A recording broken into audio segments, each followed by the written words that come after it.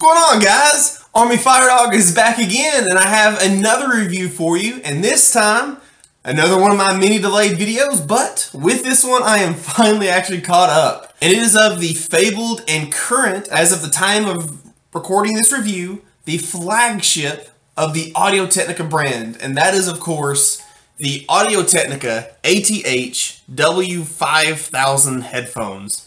These are their models that, through them, retail for right at $1,200, but you can find them between the $700 to $800-ish range, so depending on where you want to search through. Anywho, as with all of my videos, I like to start with the construction of the product and work my way down. So as you see, the construction is, for the most part, very, very nicely done.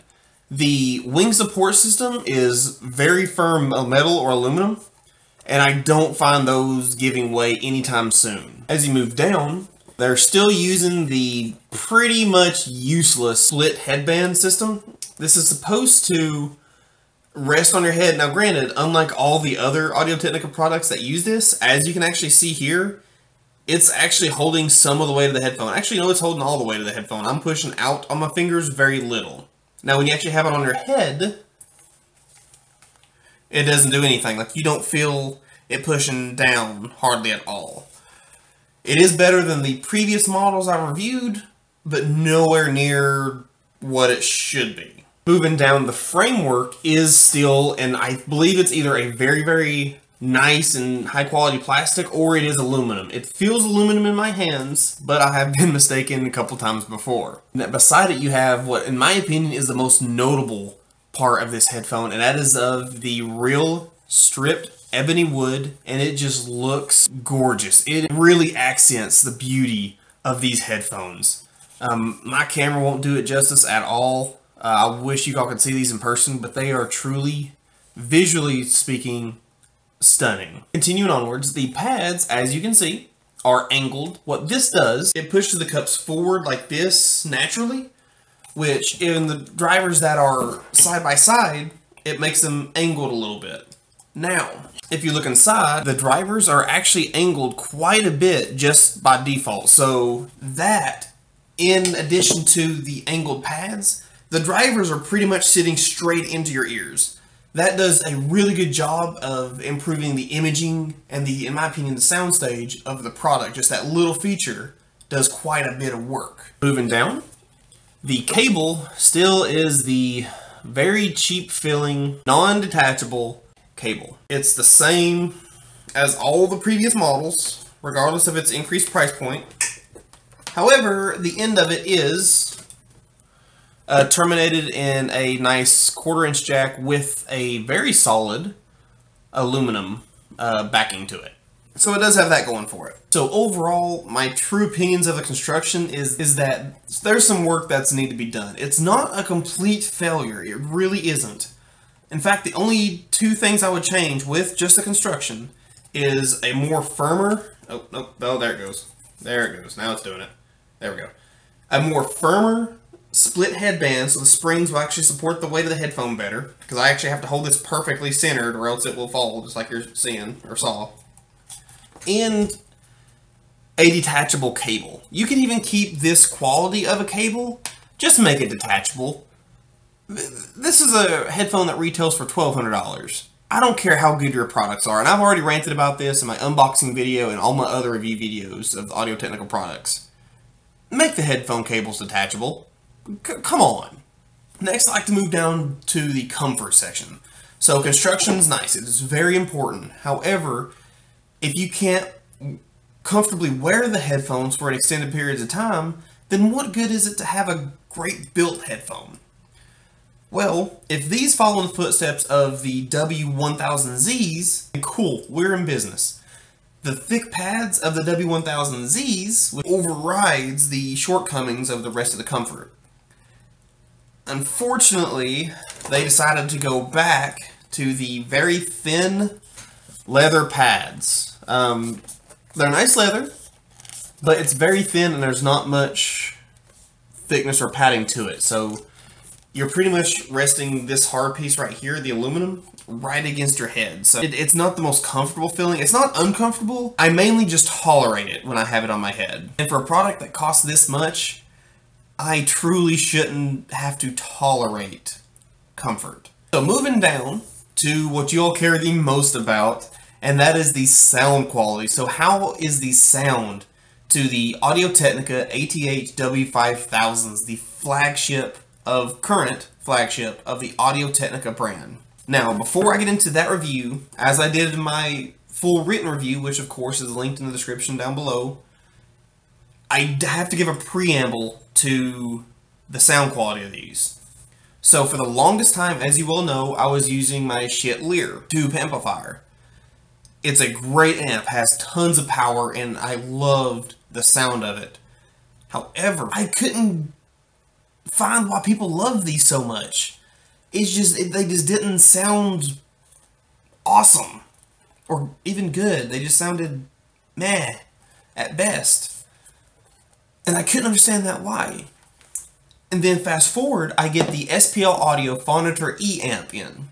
It's a roughly $1,800 amp, and it's a solid state. Now, that headphone actually puts out almost half of the power of the Lear 2. Lear 2 at the 40-ish ohms, and I'm rounding, is roughly 5 watts of power. The SPL Audio Phonitor E is right at about 2.8-ish watts, somewhere on that range. So I would be thinking, okay, the Lear has more power, it can control and be more finessing to the drivers. But yet, the Audio-Technica sounded so good. Through the Phonitor E, I could finally hear how good these can sound. Now, fast forward even more, I have since sold my Lear 2. I plugged in my inexpensive and one of my starter headphone amps, the ON X1S. But it's another solid state amp, but only like 1-ish watt of power. So enough power to drive these. These are relatively sensitive at 40 ohm decibels and 102 sensitivity. So very easy to drive. So the Lear didn't sound meh through them, but the ON, which is only about $350, made these sound wonderful. I could enjoy, now granted there's still more to be desired and they have more potential in them, but they sounded great through the ON X1S. I know I'm kind of going in circles, but what I'm getting to is that regardless of that, I personally really enjoy the tube amp sound. These headphones are the first headphone that I've personally tried that they are very specific to their amps. They don't sound good, again, in my opinion, your miles may vary, on tube amps. They just don't. And I've heard them on other tube amps. I've heard them on the Volley when I went to the meet. I heard them on it was an Eddy Current amp when I went to the audio meet. I've heard them on other tube amps in a Project Horizon something. Anywho, I heard them on other, even higher end tube amps than even my Lear, and they just, it all sounded the same. It just sounded, But through solid state amps, these really shine. I make no excuses as to be an engineer as to why that is. I'm simply an audio enthusiast and a guy who enjoys listening to music. I'm just trying to relay to you, if you get these headphones, I strongly concur you to have a solid state amp to really enjoy what they can do. Now, getting to the actual sound of it. Through the right equipment, the sound of the W5000s are so calming and warm and just lifelike in their vocals. Acoustic music sounds so realistic, like especially string instruments, more specifically the cello, the guitar sound. You can hear that the reverb of the string inside that wood. It just sounds amazing with these headphones on.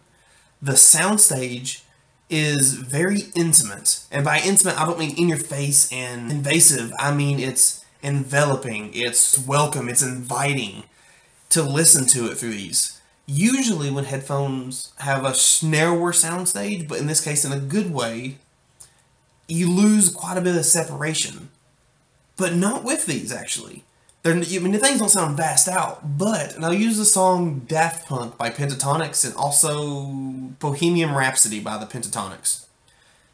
It's an a cappella band, but you can, even when all four of the vocalists are singing together, through these, I can not only still separate them, but they actually sound apart. They don't sound all mushed together or directly in front of my face. That is a really nice feature that these portray. But now allow me to go into the individual aspects of it, so maybe I can explain what I'm trying to explain a little bit better. And as always, I like to start with the treble and go down from there. So the highs on the ATH-W5000s extend very, very nicely. They go high up.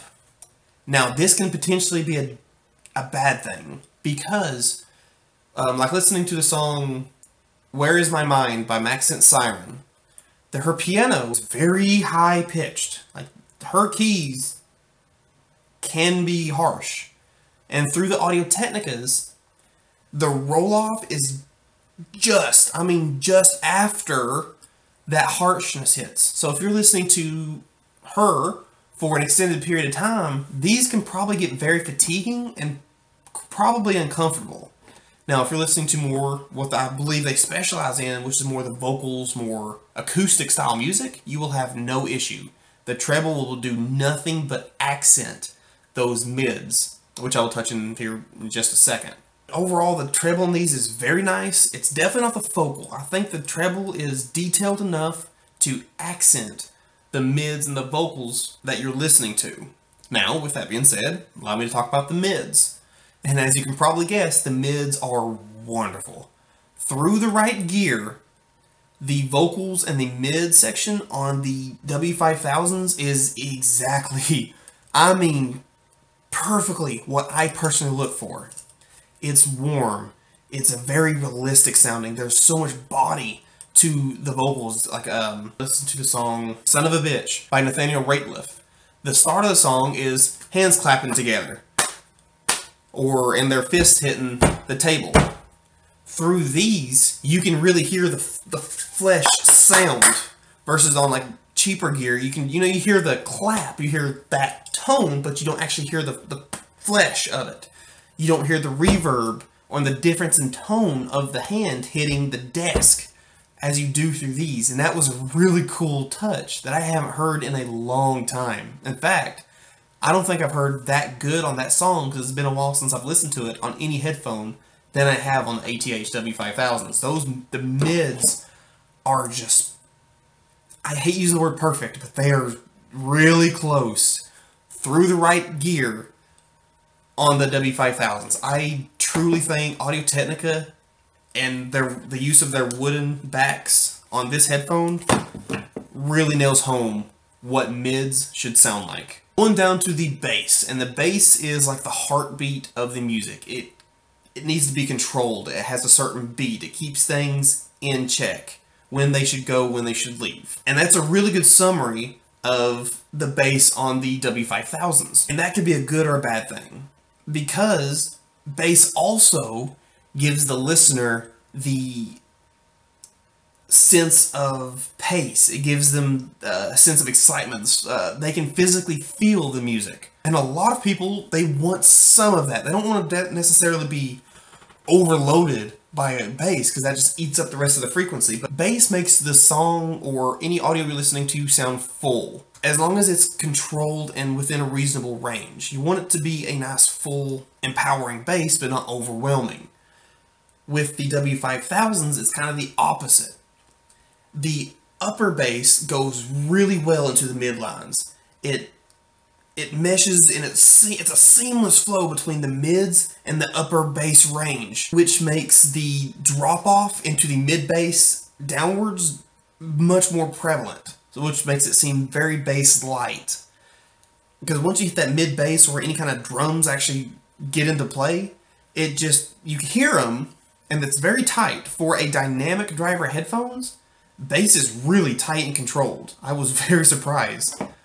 But in that same being surprised, that it's not very impactful. In fact, quite the opposite. It hits, it leaves, it's controlled, but it's not there. So with that being said, for those of you who like rock music, metal, techno, anything with a strong bass presence, I would personally recommend you likely should look elsewhere. But anywho guys, that is actually it for my very delayed review of the current flagships of the Audio-Technica brand. They're ATH-W5000s. I find it comical, my love-hate relationship with these headphones. Through the right gear, right solid state gear, I love these headphones, and I can really see why so many people speak so highly of them. But through tube amps, which is what I personally prefer, I don't understand why these are the way they are. And it's for that very reason. Well, that and the fact that they're a very niche headphone, they specialize in a very given genre of music, that I personally cannot see the W5000s being the front runner or the main headphone of anyone's setup. I do find them, on the right gear set, a very strong companion headphone that will accent your gear rather than showcase it. There's a few things I would like to see changed, and in fact with that, if Audio-Technica can just change just a few things, namely the padding, the head support, detachable cable, and just increase that mid-bass range. You can even leave the sub-bass alone, but just increase that mid-bass range up a little bit. I truly believe that these can be a front runner in the audio world. I think they can compete with the HD800s, Oppos. With just a couple fixes, I really think these can go really far in the headphone world. But guys, that is it for the review of the Audio-Technica W5000s. If you have any questions, if there's anything I may have missed that you would like me to clarify more specifically, please hit me up in the comments down below. I will very happily and quickly reply to each and every one of you. I will apologize though on one note. My YouTube has not been giving me notifications of some comments. I've been going through just my list, and I've been finding comments that I haven't replied to in a while. And for you guys, I truly apologize. It's not for blindsiding me. I just truly did not get those notifications. But if this video helped you out, or if you liked it, please leave me a like, or even give this video a share. It really helps me out a lot, and I do strongly appreciate that. Thank you.